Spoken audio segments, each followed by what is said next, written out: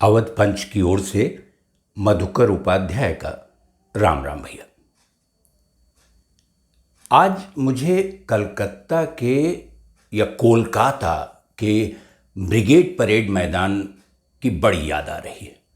वही मैदान जिस पर कुछ समय पहले, हफ्ता 7 दिन 8 दिन पहले, लेफ्ट फ्रंट यानी वामपंथी मोर्चा और कांग्रेस और सेकुलर फ्रंट जो नया बना है उसकी एक रैली हुई थी। बताते थे कि 10-11 लाख लोग उसमें थे। पूरा ब्रिगेड परेड ग्राउंड बहुत दिन बाद भरा भरा दिख रहा था। इतना भरा हुआ वो पिछले कई साल में नहीं दिखा था। उसी ब्रिगेड परेड मैदान पर, मैदान कहते हैं उसे बंगाल में, मुझे लगा कि ये अजीब बात है, जो दूसरी रैली हुई वो भी कहते हैं उतनी ही बड़ी थी या उससे थोड़ी बहुत छोटी रही होगी। कुछ लोग रास्ते में थे, वो पहुंच नहीं पाए जब तक वो रैली शुरू हुई। लेकिन उसके बारे में याद करके अनुप्रास अलंकार याद आ गया, पता नहीं क्यों, कि मां से मैदान, मां से मोदी, मां से मिथुन चक्रवर्ती और मां से महाशिवरात्रि, जो बस कल है, समझिए 11 मार्च को महाशिवरात्रि है इस बार। तो मुझे लगा कि कई बार जो बड़े त्यौहार होते हैं, बड़े अवसर होते हैं, वो जब आने को होते हैं तो बहुत सारी चीज़ें आपके दिमाग में वैसे ही चलती रहती हैं, वैसे ही शुरू हो जाती हैं। फागुन आने को हो तो दिमाग फागुनी कुछ कुछ होने ही लगता है। दिवाली आने को हो तो आप उसी तरह सोचने लगते हैं। यही हाल महाशिवरात्रि का भी है। तो इसलिए मैं जब मैदान पर, ब्रिगेड परेड मैदान पर मिथुन चक्रवर्ती ने अपनी कुछ पुरानी फिल्मों के डायलॉग सुनाए, जिनकी वजह से उनकी लोकप्रियता भी है, और कई चीज़ें कहीं, और उसमें ये कह दिया कि मैं तो सांप हूँ, तो समझिए कि ये महाशिवरात्रि का असर रहा होगा निश्चित रूप से। और फिर तरंग तो रहती ही है शिवरात्रि के समय। अगर तरंग नहीं हुई तो क्या हुआ? तो ये, इसको दोष मैं नहीं मानता। ये न तो मिथुन चक्रवर्ती का दोष है, न ब्रिगेड परेड मैदान का दोष है। ये असर है महाशिवरात्रि का। अब वो शिवरात्रि वाली कथा तो मैं अभी आपको बताता हूँ कि उसमें क्या रोचक है, क्या मज़ेदार हुआ। लेकिन ये जो मिथुन चक्रवर्ती का बयान है, इसको लेकर तमाम लोग बंगाल में, बंगाल के अखबारों में, आम बातचीत में, अड्डे पर, ये लोग कहने लगे हैं कि साहब ये मिथुन चक्रवर्ती ने कुछ बी ग्रेड फिल्म जैसा डायलॉग मार दिया और इससे उनका नुकसान होगा। मतलब वो आदमी जिसकी छवि इतनी बड़ी बनाई जा रही थी कि मोहन भागवत, जो आरएसएस के प्रमुख हैं, राष्ट्रीय स्वयंसेवक संघ के, वो स्वयं उनसे मिलने गए। कैलाश विजयवर्गीय उनके घर पर घंटा भर बैठे रहे। जो भारतीय जनता पार्टी के पश्चिम बंगाल अध्यक्ष हैं, तमाम बीजेपी के बड़े नेता उन्हें ससम्मान ब्रिगेड परेड मैदान की रैली में ले आए, जहां प्रधानमंत्री मोदी को भी रैली को संबोधित करना था। अब उसके बारे में उस समय मिथुन चक्रवर्ती तरंग में थे, तो उन्होंने कहा कि सब लोग कहते हैं कि हमको पुरानी फिल्मों के कुछ डायलॉग सुना दो, तो मैं कुछ पुराना सुना देता हूँ, कुछ नया सुना देता हूँ। तो एक तो उन्होंने, अब आपको कोई तुलना करने की ज़रूरत नहीं है, लेकिन एक वो शमशान वाला डायलॉग सुना दिया कि मैं यहां मारूंगा तो शमशान में गिरोगे। तो अब किसके लिए ये कह रहे हैं? वो जाहिर है विपक्ष के लिए कह रहे होंगे। तृणमूल कांग्रेस, ममता बनर्जी कांग्रेस, लेफ्ट फ्रंट, इनके लिए कह रहे होंगे। लेकिन ये है फिल्मी डायलॉग, और उस पर खूब तालियां बजी थीं जब ये डायलॉग बोला था मिथुन चक्रवर्ती ने। वो मृगया वाला मिथुन चक्रवर्ती भूल जाइए, जिसके लिए उन्हें राष्ट्रीय पुरस्कार मिला था। ये दूसरा मिथुन चक्रवर्ती था, बंगला फिल्मों का। और उसी में एक डायलॉग और था कि उन्होंने कहा कि আমি জল ধরাও নয়, বেলে বোরাও নয়, আমি एकटा कोबरा, कि मैं कोई पनियर सांप नहीं हूं जिसके काटने से कुछ नहीं होता। मैं कोबरा हूं, मैं एक बार काट लेता हूं और जिसको काट लेता हूं वो तस्वीर बन जाता है।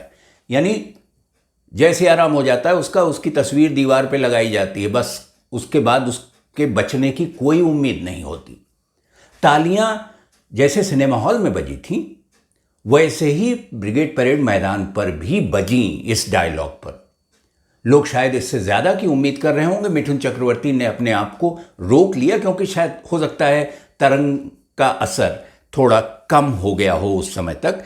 तो ये बहुत आश्चर्यजनक लगा मुझे, इसलिए नहीं कि वो तरंग में थे और उन्होंने अपने आप को कोबरा कह दिया, और ये भी नहीं कि लोगों को लग रहा है कि मिठुन चक्रवर्ती ने अपने पैर पे कुल्हाड़ी मार ली, वरना उनके लिए शायद कोई भारतीय जनता पार्टी बड़ी जिम्मेदारी के बारे में सोच रही होगी।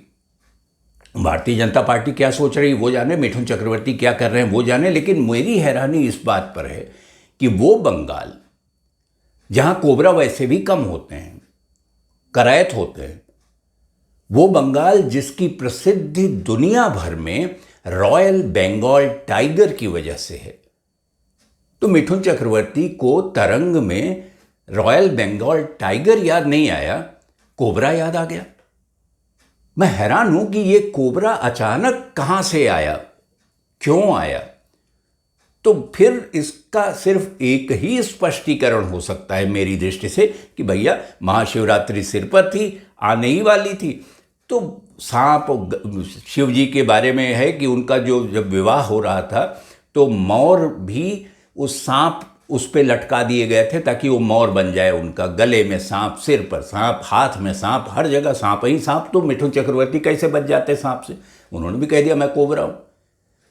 तो ये समझने की बात है। जो लोग भारतीय संस्कृति से परिचित नहीं हैं उनको ये बात मुश्किल से समझ में आएगी, वो नहीं समझ पाएंगे कि क्या है।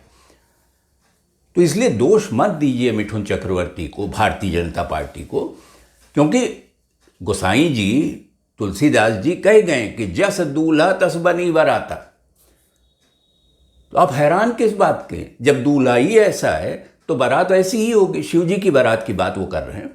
वो कह रहे हैं कि शिव जी जब विवाह करने को किसी तरह तैयार हुए तो न्योता भेजा गया कि भाई बाराती कुछ लोग चलेंगे। बाराती कौन जाए? शिव की न कोई वंश, न परंपरा, न उनके माता पिता का कुछ पता, न गोत्र, न कुल, न कुछ। शिव के बाराती कौन हो? तो गोसाई जी ने बालकांड में बहुत साफ साफ ये लिखा है कि जो मिला जानवर, राक्षस, भूत, प्रेत, पिशाच, वो सब उनकी बारात में शामिल हो गए, और एक से एक टेढ़े मेढ़े, एक से एक सब नशे में धुत, सब तरंग में। तो गोसाई जी ने कहा कि जस दूल्हा तस बनी बराता, कौतुक विविध हो ही मग जाता। कि रास्ते भर वो कुछ हंगामा करते हुए वो बारात वहां से चली। और बारात कैसी थी? बारात थी कि कोमुखहीन विपुल मुख माहू, कोमुखहीन विपुल मुख काहू, बिनु पद कर को बहुपद बाहू। मतलब किसी के मुंह ही नहीं था बारातियों में से, और किसी के एक नहीं 100 मुंह थे, किसी के पैर ही नहीं थे, किसी का हाथ नहीं था, और किसी के 10-10, 20-20 हाथ, 25-25, 40-40 पैर, और विपुल नयन, को नयन विहीना, कि एक आदमी के आंखें आंख बदन पर थी और एक में एक की आंख ही नहीं थी, और रिष्ट पुष्ट को अति तनखीना, और कोई बड़ा तगड़ा पहलवान जैसा दिखाई दे रहा था, और किसी के बेचारे का ऐसा लग रहा था कि बरसों बरस से उसको खाने को ही कुछ नहीं मिला। तो गोसाई जी ने ये दोहा लिखने के बाद एक सोरठा लिखा, और वो बहुत बढ़िया है कि वो करते क्या जा रहे थे। अब आप ब्रिगेड परेड मैदान से इसकी तुलना मत करिए, वहाँ जो भाषण हुए वो अलग चीज़ है, लेकिन ये देखिए कि वो करते क्या जा रहे थे कि नाचहि गावहि गीत परम तरंगी भूत सब, देखत अति विपरीत बोलहि वचन विचित्र विधि। ये सोरठा है कि वो ऐसा गाना वाना गाते हुए जा रहे थे, तरंग में थे सब के सब, और कोई भांग का उनके ऊपर असर था कि उछल कूद मचा रहे थे, गा रहे थे, सुर में थे कि नहीं थे मालूम नहीं। और नारद जी तो कहते ही थे कि ध्वनि शिव हैं, ध्वनि से ही शिव के पास एक ही चीज़ है, वो ध्वनि है। वो डमरू से ध्वनि निकलती हो, वो शिव के उससे जटाजूट के जिससे जो गंगा निकलती हैं उसकी कलकल से जो ध्वनि निकलती हो, ध्वनि के अलावा शिव कुछ नहीं। तो अगर ध्वनि आप समझ लें तो आप शिव समझ लेंगे।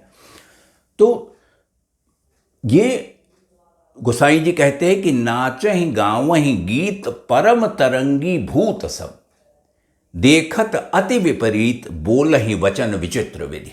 और इसके बाद एक छंद है और वो बहुत सुंदर लगता है मुझे। मैं आपका समय ज़रूर ले रहा हूँ, लेकिन मैं सुना देना चाहता हूँ आपको अच्छा लगे, शायद आपको पसंद आएगा। कि तन छार ब्याल कपाल भूषण नगन जटिल भयंकरा, संग भूत प्रेत पिशाच जोगिनी विकट मुख रजनी चरा।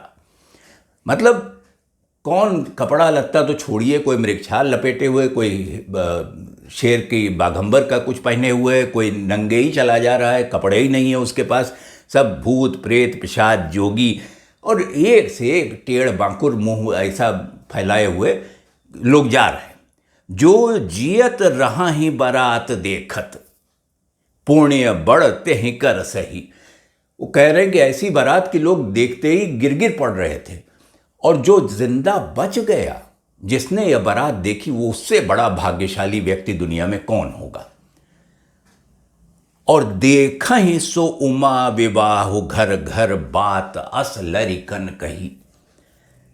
मतलब बड़े लोगों को तो छोड़ दीजिए, गांवों को छोड़ दीजिए, गली मोहल्लों में छोटी छोटी जगहों पर छोटे छोटे बच्चे लड़के उमा विवाह में कैसी बारात आई थी, उमा विवाह कैसा हुआ, ये इसकी चर्चा कर रहे थे। तो ये महाशिवरात्रि उसी को सेलिब्रेट करती है, उसी का उत्सव है, शिव पार्वती विवाह का 11 मार्च को। और अगर ये सब शिव जी पहले कर चुके हैं, ये सब हमारे पुराणों में, हमारे मिथकों में, हमारी कथाओं में ये दर्ज है, तो भाई अगर कोई और कर रहा है, किसी ने कोबरा कह दिया खुद को, तो आप इतने हलकान काहे हुए जा रहे हैं, क्यों परेशान हैं। वो भारतीय परंपरा का एक निर्वाह किया उन्होंने, आप समझिए, इसे जोड़कर वहाँ से देखिए। ये ऐसे आसानी से चीज़ें आपको समझ में आने लगें तो आप समझिए कि आपने भारतीय जो मानस है उसको समझ लिया है। सवाल मानस का है, मैं गोसाई जी के मानस की बात नहीं करता हूँ, भारतीय मन की। अगर भारतीय मन से आपका संबंध नहीं स्थापित हो पाता है तो आप भारत में नीति, राजनीति, कुनीति, अनीति कुछ भी नहीं कर सकते। लोगों से कट कर आप नहीं रह सकते, समाज से कट कर नहीं रह सकते। और अगर समाज में रहना है तो उसमें महाशिवरात्रि भी है, उसमें परम तरंगी भूत भी हैं, और उसमें ब्रिगेड परेड मैदान भी है। तो आप देखिए, उसको तुलना करके देखिए। वैसे एक हैरानी ये भी होती है कि जो शिवजी के पास तो जितने सांप थे ही, मिठुन चक्रवर्ती खुद को कोबरा कहें तो कहें, लेकिन जो सांप को लेकर हिंदी में मुहावरे हैं उसमें से एक भी सकारात्मक अर्थ देने वाला मुहावरा नहीं है, पॉजिटिव नहीं है। वो सब उल्टा ही पुल्टा है। जो सांप माने कुछ गड़बड़, कि एक साथ, जैसे बहुत जो सभ्य मुहावरा है वो कि सांप भी मर जाए और लाठी भी न टूटे। माने सांप को मरना ही है, उसके मरने की जगह तरीका उसका ढूंढा जा रहा है। यही एक है जो थोड़ा सा सभ्य मुहावरा है। बाकी सुन लीजिए, सांप सूंघ गया, कि आस्तीन का सांप है, मैंने पाल रखा है घर में ही, और कलेजे सांप लौट गया और सांप को दूध पिला रहे, ये भी है। और सांप छछूंदर वाली हालत हो गई, मतलब असमंजस, समझ में नहीं आ रहा है कि क्या करें क्या ना करें। और सबसे मज़ेदार जो मुझे लगता है, वो नागनाथ गए, सांपनाथ आ गए। मैंने आपकी मुक्ति नहीं है। शिव जी की बारात गई तो ब्रिगेड परेड मैदान की बारात आ गई। अब आप झेलिए, देखिए, मज़ा लीजिए, तरंग में रहिए, क्योंकि वो तो तरंग में हैं और उनको कोई फर्क ही नहीं पड़ता। लाख अज्ञेय कहते रहे, सच्चिदानंद हीरानंद वात्स्यायन अज्ञेय सांप पर एक बड़ी मशहूर कविता लिख गए। लाख वो कहते रहे, उनकी कविता है, सांप तुम सभ्य तो हुए नहीं, नगर में बसना भी तुम्हें नहीं आया। सांप तुम सभ्य तो हुए नहीं, नगर में बसना भी तुम्हें नहीं आया। एक बात पूछूं, उत्तर दोगे? तब कैसे सीखा डसना, विष कहां पाया? तो भैया, अवध पंच में आज इतना ही। अगली बार आपसे मुलाकात होगी तो किसी नए विषय पर चर्चा करेंगे। बंगाल का चुनाव तो चूंकि अब सिर पर है, आ गया है, चलता रहेगा, तो इसके कुछ कुछ अंश बीच बीच में आते रहेंगे। तब तक आप तरंग में रहिए, शिवरात्रि का आनंद लीजिए, महाशिवरात्रि का उत्सव मनाइए और अवध पंच देखते रहिए। और हमको लिखते भी रहिए awadhpanch@gmail.com पर। आपकी प्रतिक्रिया से हमारा मन बढ़ता है, हौसला बढ़ता है। तो अगली बार मुलाकात हो, तब तक के लिए राम राम भैया।